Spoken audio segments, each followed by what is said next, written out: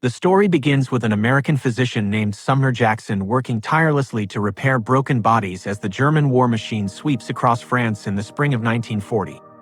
Sumner serves as the chief surgeon at the American Hospital of Paris, a role that places him at the center of a mounting medical crisis. He brings to this new conflict the grim expertise he acquired during the First World War, where he volunteered to treat the catastrophic injuries of trench warfare in Flanders and the Somme. Now, decades later, he stands in a makeshift operating theater in a casino south of Paris, amputating limbs and stitching wounds as the Wehrmacht advances. While Sumner tends to the casualties of the Blitzkrieg, his thoughts turn to his family back in the capital. He lives at number 11th Avenue Foch, one of the most prestigious addresses in Paris, with his Swiss-born wife, Charlotte, known as Toquette, and their 12-year-old son, Philip.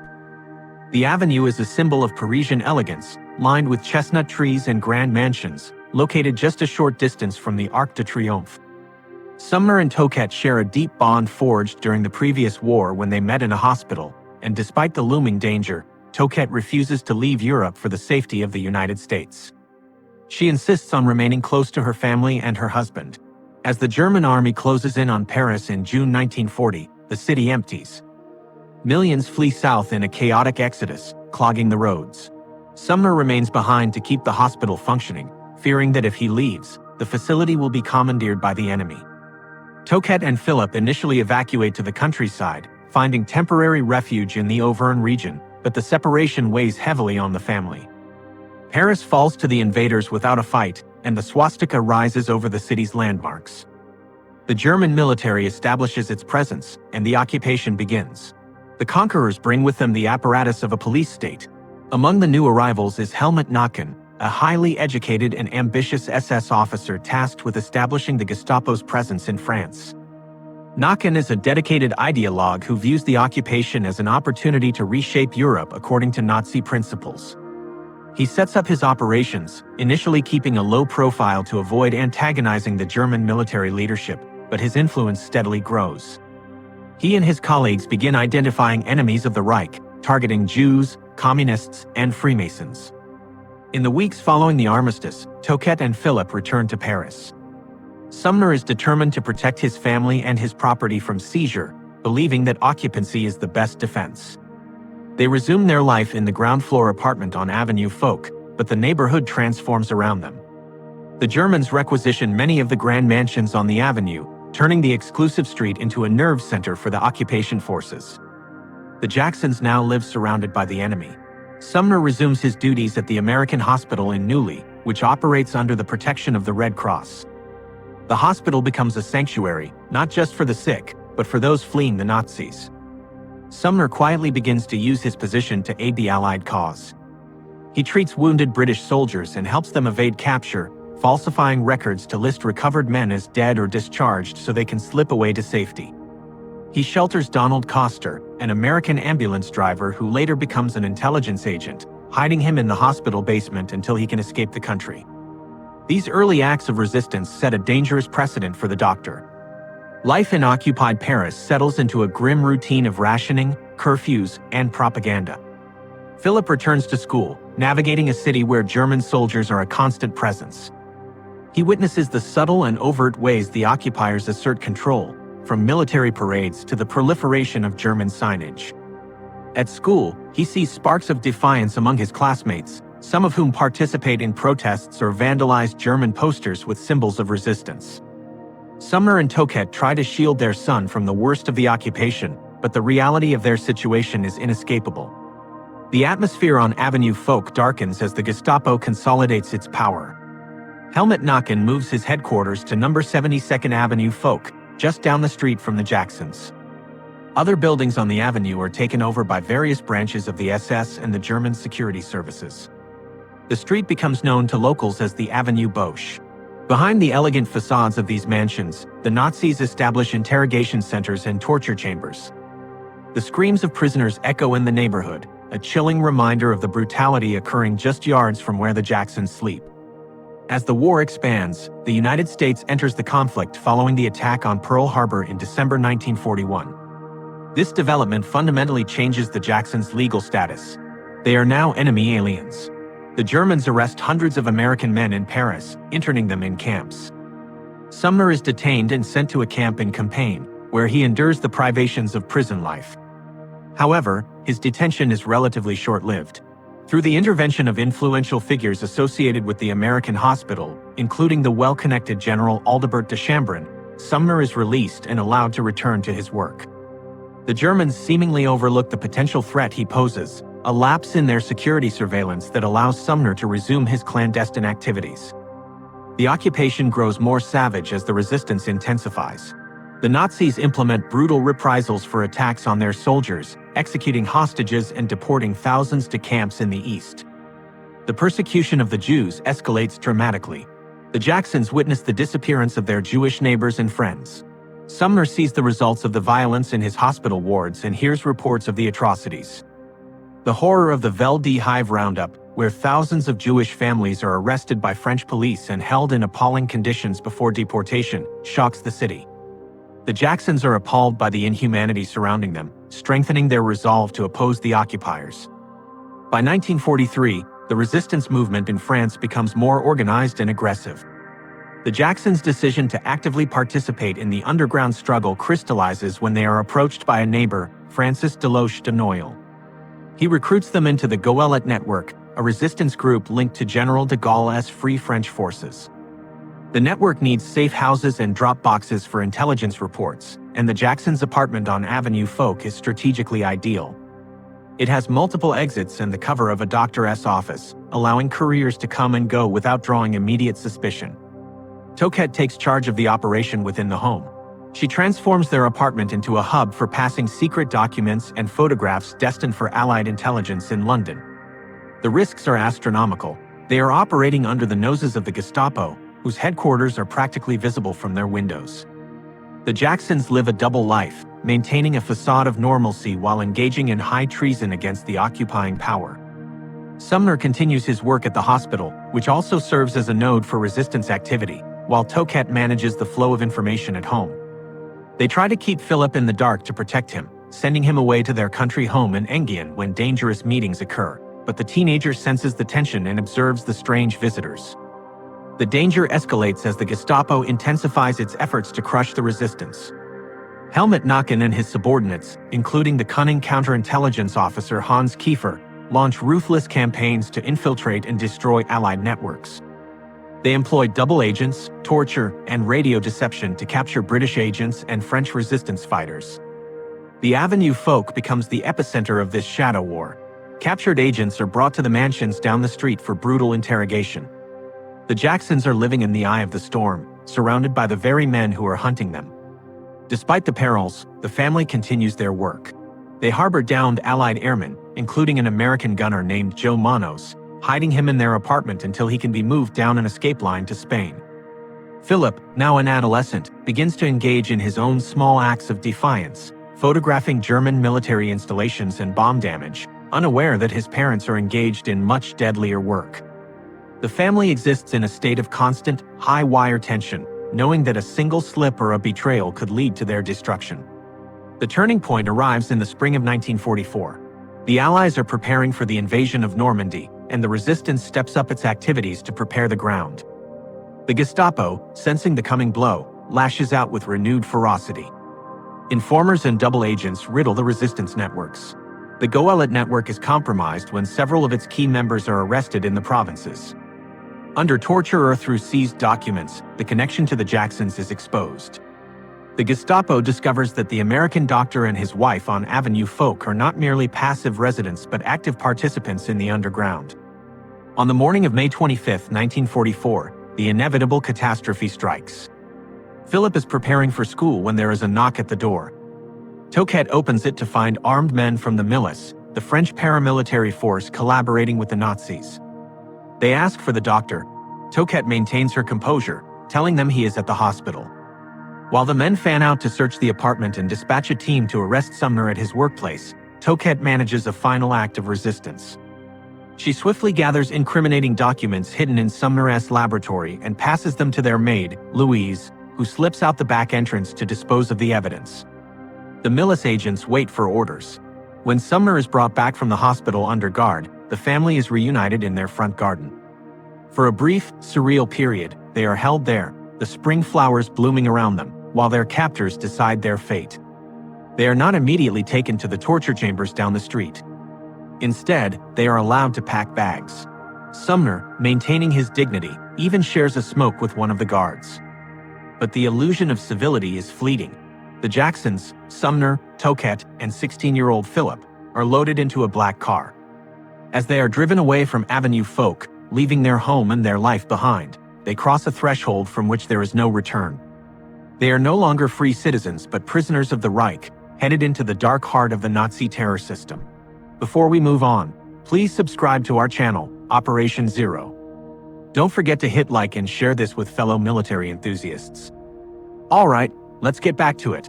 The Black Citroen carries the Jackson family south, tracing the path of the Loire River away from the life they built in Paris. They sit in silence under the watch of the Milice guards, passing through towns that Sumner and Toquette once traversed as free citizens during happier summer vacations. The journey ends near the spa town of Vichy, the seat of the collaborationist government. They are brought to the Château des Brosses, a requisitioned estate now serving as a detention center. Here, the family is forcibly separated. Toquette is led to a room on the ground floor, while Sumner is escorted elsewhere, leaving Phillip isolated and terrified. The Milice transfers the 16-year-old boy to a white stucco building in the center of Vichy known as Le Petit Casino. Once a theater for entertainment, it has been transformed into a headquarters for the paramilitary force. Phillip is placed in the stalls under the gaze of armed guards on the stage before being shoved into a dark cellar. Left alone in the pitch blackness without food or water, he descends into delirium, his mind conjuring hallucinations of the peaceful lake at Enghien where he learned to boat with his parents. He remains in this state of sensory deprivation for days, unsure if he will ever see daylight or his family again. At the chateau, Sumner and Toquette manage a brief, surreal respite when a guard permits them to share breakfast in the garden. They use these precious minutes not for sentimental goodbyes but to coordinate their stories, agreeing on a unified defense to present to their interrogators. This mercy is short-lived. Sumner is soon transported to Le Petit Casino and shoved into the same cell as his son. The reunion provides Phillip with an anchor of stability after his ordeal in solitary confinement. Toquette is held on a different floor of the same building, close to her husband and son but unable to comfort them. In early June, news of the Allied landings in Normandy ripples through the prison. The long-awaited invasion has begun, sparking a mixture of hope and dread. While the liberation of France seems possible for the first time in 4 years, the prisoners know that the chaos of the invasion might prompt their captors to execute them rather than let them be rescued. The Milice, sensing the shifting tides of war, hands the Jacksons over to the Germans. The family is transferred to the custody of the Gestapo at the Hotel du Portugal, a torture center on a boulevard ironically named after the United States. The environment at the hotel is one of unmitigated terror. Phillip and Sumner are confined in a small, foul-smelling cell with other prisoners, sleeping on a bunk the size of a door. They witness the aftermath of the Gestapo's methods when a cellmate returns from interrogation with his fingernails torn out, a bloody and trembling warning of what awaits them. Phillip watches guards whip prisoners for minor infractions, the sounds of radio music blasted loudly through the building to mask the screams of the tortured. He is subjected to a mock interrogation by a young agent but, adhering to his mother's warning, he feigns ignorance of his parents' activities. Sumner and Toquette undergo their own questioning, steadfastly refusing to betray their resistance colleagues. As the Allied armies advance, the Gestapo moves the Jacksons north to a prison located in an old castle in Moulins. Sumner and Phillip are marched down more than 100 stone steps into a dungeon deep within the fortress. They share a damp cell, where the lack of food begins to take a severe toll on Phillip's growing body. Sumner, desperate to keep his son alive, pleads with an older German guard, who takes pity on the boy and provides extra rations. During a roll call, Phillip catches a glimpse of his mother being moved across the prison yard, a fleeting visual confirmation that she is still alive. On the morning of July 7th, Sumner and Phillip are ordered out of the dungeon. Handcuffed together, they are loaded onto an old bus that drives through the day and into the night. When the vehicle stops beside a wheat field to allow the prisoners to relieve themselves, Phillip spots a potential path for escape into the darkness. He asks his father if they should run. Sumner, assessing the hopelessness of fleeing while shackled together under the guns of the guards, decides against it. They climb back onto the bus, sealing their fate. They arrive at the camp in Knochen, the same facility where Sumner was briefly interned years earlier, but this time they are placed in a section reserved for those destined for deportation to the Reich. While the men wait in Knochen, Toquette is transported north to the Romainville prison in the outskirts of Paris. She finds herself among a group of formidable women, including British agents and American expatriates who also serve the resistance. From their barracks, they can hear the distant rumble of Allied artillery, a tantalizing sound of approaching freedom. Rumors swirl that they will be liberated before they can be moved, but the SS has other plans. On the eve of the Feast of the Assumption in mid-August, a sadistic guard taunts the women, telling them there will be no mass, only a journey to Germany to die. The deportation of Sumner and Phillip begins in mid-July. They are marched to the station at Knochen and packed into a cattle car with 100 other men. The conditions are suffocating, the heat intense. As the train rattles east toward the German border, the veneer of civilization strips away. When a guard fires indiscriminately into the carriage to quell unrest, a man is killed. Phillip watches in horror as the SS dispose of the corpse by the tracks, his first direct encounter with violent death. The train crosses the Rhine and plunges deep into Germany, finally halting near Hamburg at the Neuengamme concentration camp. The arrival at Neuengamme is a descent into a mechanized hell. SS guards with whips and snarling dogs drive the prisoners from the train. Sumner and Phillip are stripped of their clothes, their possessions, and their identities. They are shaved, disinfected, and issued striped uniforms with numbers sewn onto the breast. Sumner becomes number 36462. Phillip is 36,461. They are no longer a doctor and a student, but political prisoners in a vast slave labor complex surrounded by electrified barbed wire. Despite the degradation, they manage to stay together, a father and son united against a system designed to crush them. Back in France, Toquette faces her own deportation just days before the liberation of Paris. She is loaded onto a train at the Pantin freight station along with hundreds of other women. The heat in the crowded cattle cars is lethal. As the train sits on the tracks under the blazing August sun, women strip down to their undergarments, gasping for air. Some die of heatstroke and dehydration before the journey even begins. As the train finally lurches forward, leaving the tantalizing proximity of liberation behind, the women begin to sing the French national anthem. The defiant notes of the hymn rise from the convoy as it disappears into the east, carrying the flower of the resistance into the night and fog.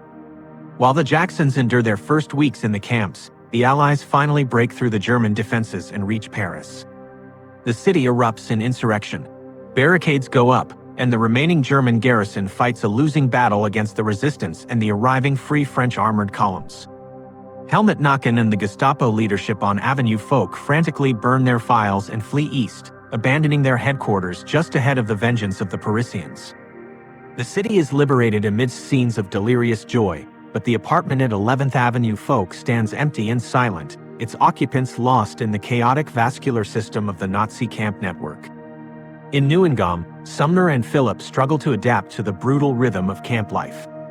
They wake before dawn to stand for hours at roll call, shivering in the thin uniforms. Sumner is initially assigned to hard labor in a forge, welding metal without protective gear, the sparks damaging his eyes. The malnutrition causes his limbs to swell with edema, and his health deteriorates rapidly.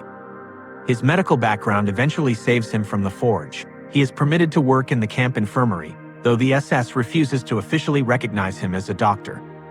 Working in unsanitary conditions with primitive tools, he tries to help his fellow inmates. A minor cut on his hand becomes infected, spreading poison through his system. Without antibiotics, the infection worsens until a Czech doctor is forced to amputate Sumner's middle finger to save his hand. Toquette arrives at the Ravensbrück concentration camp for women, located north of Berlin. She is subjected to the same dehumanizing induction process, the stripping of belongings, the shaving of heads, the public nakedness. She is soon transferred to a sub-camp at Torgau to work in a munitions factory. There, she is offered a choice between factory work and kitchen duty. Realizing that the factory serves the German war machine and that the kitchen offers a chance for survival, she and her friends volunteer to peel potatoes. This assignment allows them to steal scraps of food and stay together, forming a surrogate family unit that helps sustain their morale. As winter settles over Germany, the suffering in the camps intensifies. Toquette is transferred back to the main camp at Ravensbrück, where the overcrowding and disease are rampant. She is forced to work outdoors in freezing temperatures, clearing forests for a new airfield. Lacking warm clothing, the women huddle together for warmth at night, but many succumb to the cold. Toquette contracts dysentery and is plagued by lice, her body covered in sores. Despite her physical decline, she maintains a remarkable spirit, comforting younger women and refusing to succumb to the moral degradation that surrounds them. She remains unaware of her family's fate, clinging to the hope that they are safe. In Neuengamme, the SS administration, led by the brutal Commandant Max Pauli, enforces a regime of terror. Sadistic guards like Anton Thumann roam the camp, beating prisoners to death for sport. Public hangings are conducted with a grotesque pageantry, accompanied by a prisoner band. Philip witnesses these atrocities daily, learning to make himself invisible to avoid the wrath of the guards. The winter brings bitter cold and starvation rations. Philip fights to stay warm and fed, relying on his father's guidance and the small protections Sumner can arrange through his position in the infirmary.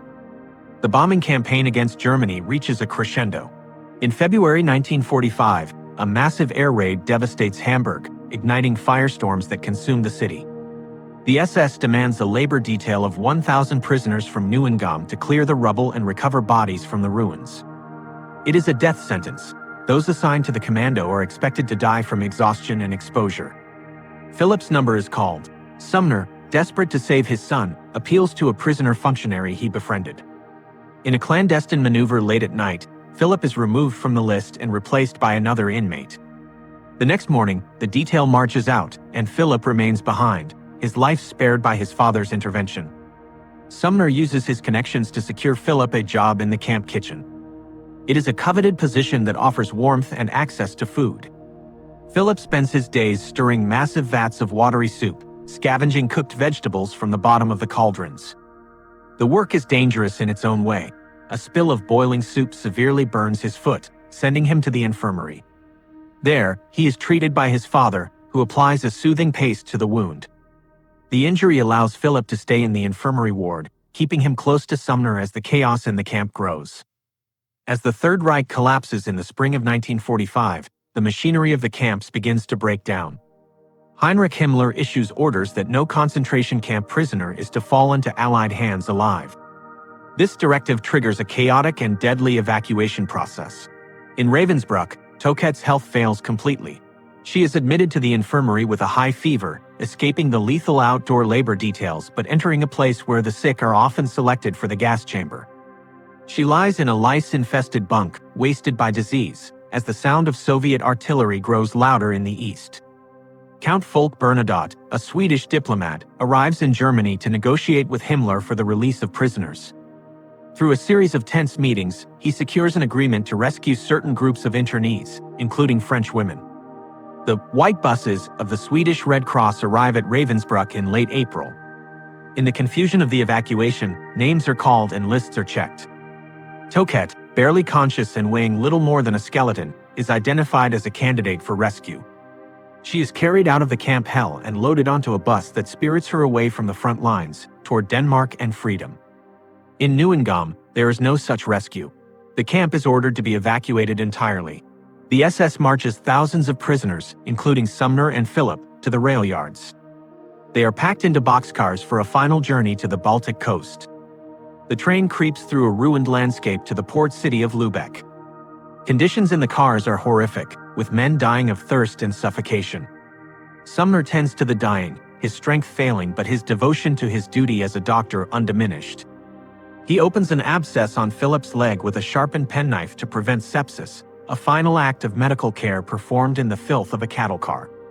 Upon arrival in Lübeck, the prisoners are driven onto the docks. The harbor is crowded with vessels, including the luxury liner Cap Arcona and the freighter Thielbek. The SS plans to load the prisoners onto these ships, transforming them into floating prisons. Rumors swirl that the ships will be towed out to sea and scuttled to drown the inmates, fulfilling Himmler's order to leave no survivors. Philip and Sumner are herded onto the Thielbek. The ship is a rusting hulk, its holds filled with thousands of prisoners living in darkness and squalor. Sumner and Philip descend into the bowels of the ship. The air is thick with the stench of dysentery and death. There is no food, no water, and no sanitation. Bodies pile up in the corners. In the claustrophobic darkness, Sumner remains close to his son, the two of them leaning on each other as their physical reserves run out. They are trapped in a steel coffin, floating in a bay that is rapidly becoming a war zone. Above them, British reconnaissance planes circle the harbor, observing the flotilla of German ships. The pilots are unaware that the vessels below are packed not with fleeing troops, but with the victims of the Nazi regime. On May 3, 1945, the final tragedy begins to unfold.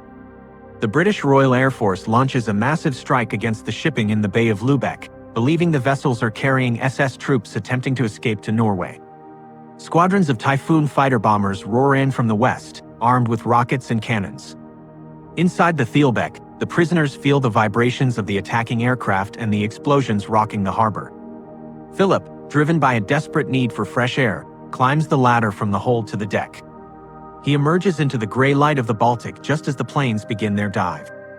He stands exposed on the deck, a witness to the oncoming annihilation, while his father remains below in the darkness with the sick and the dying.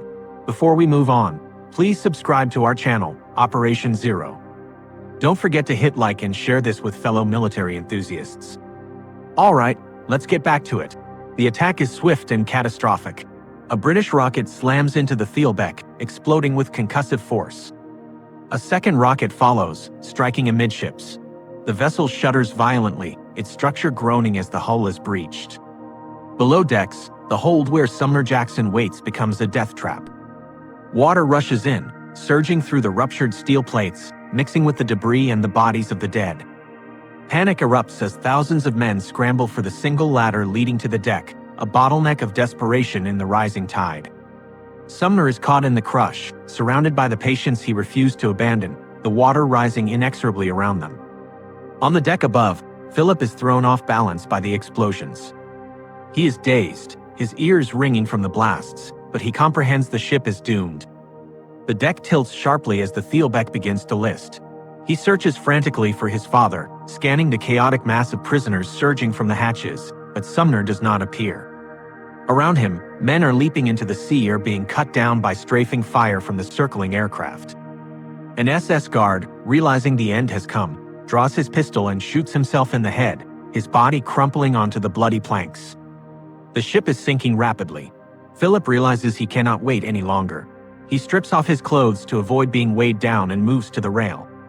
The cold waters of the Baltic lap at the deck's edge. With a final look back for his father, he plunges into the sea. He strikes out away from the sinking hulk, swimming hard to escape the suction as the vessel goes under. He is alone in the freezing water, surrounded by the debris of the wreck and the struggling forms of other survivors. He sets his sights on the distant shore near the town of Neustadt and begins the long swim for survival. The bay is a slaughterhouse. The British pilots, unaware of the true nature of their targets, continue their runs, firing cannon shells into the water where men are thrashing for their lives. German patrol boats venture out from the harbor, but their mission is selective. Philip is pulled aboard a launch by German sailors, his naked, shivering body hauled onto the deck. As the boat moves through the flotsam, he watches the sailors examine other swimmers. When they see the shaved heads and striped rags of concentration camp inmates, they push them back into the sea or open fire with small arms. The rescue operation is a cull. Only German naval personnel are to be saved. Philip huddles near an anti-aircraft gun on the launch, witnessing the massacre. The boat returns to the shore, its gun firing at the planes overhead. He is herded onto the beach with a small group of other survivors who made it to land. The ordeal is not over. On the sand, SS men and local militia are executing those who wash ashore. Hundreds of prisoners are gunned down at the water's edge. Philip is marched into Neustadt and lined up against a wall.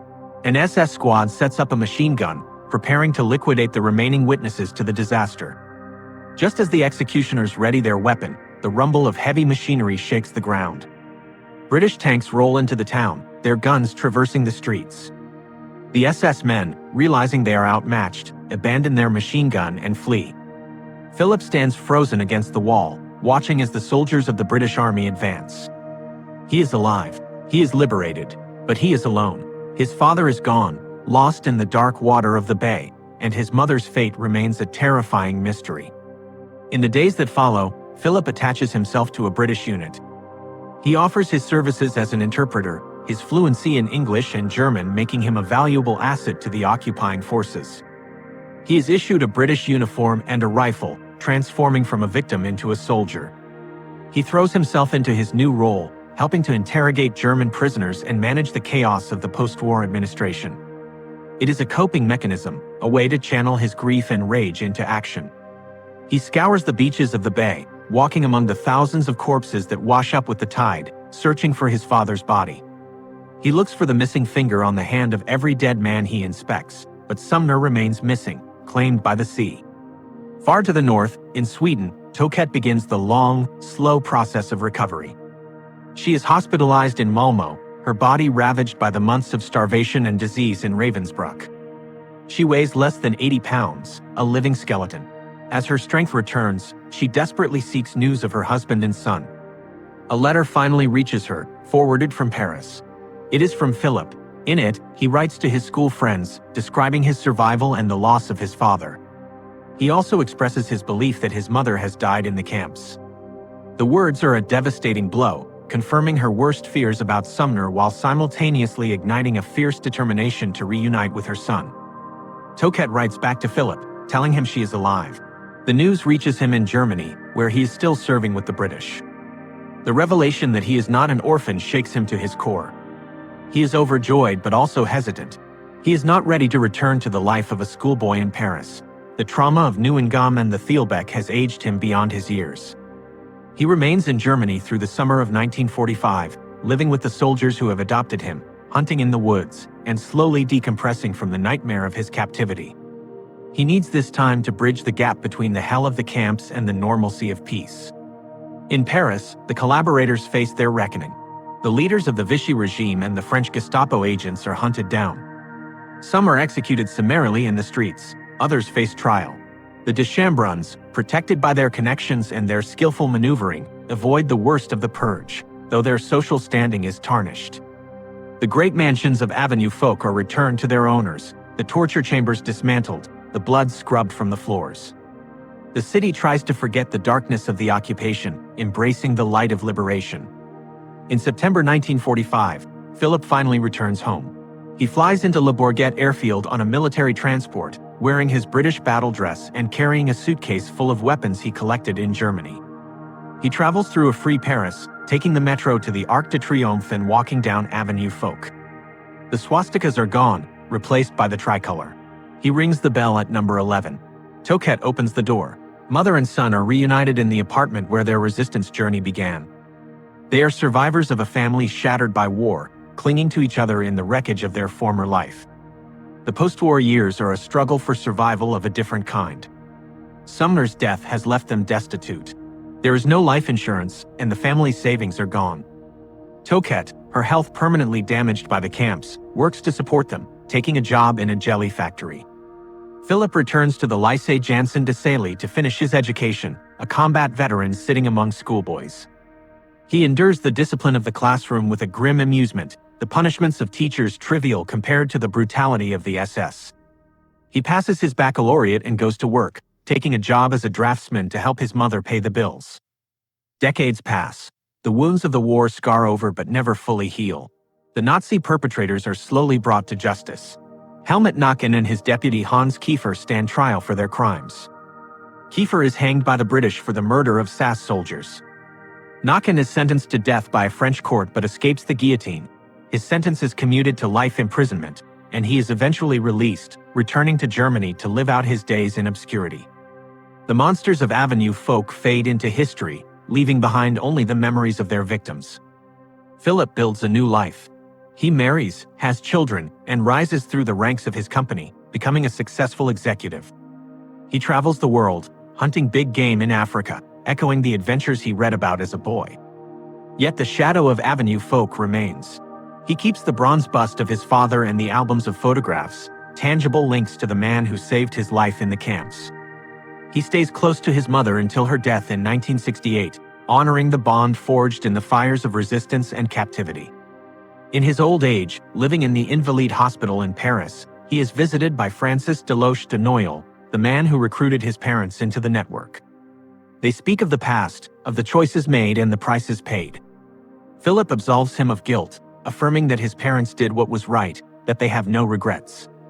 The story ends with an elderly Philip Jackson, the last survivor of the American family on Avenue Foch, surrounded by the ghosts of the resistance, proud of his heritage and the quiet heroism of a father and mother who refused to bow to tyranny.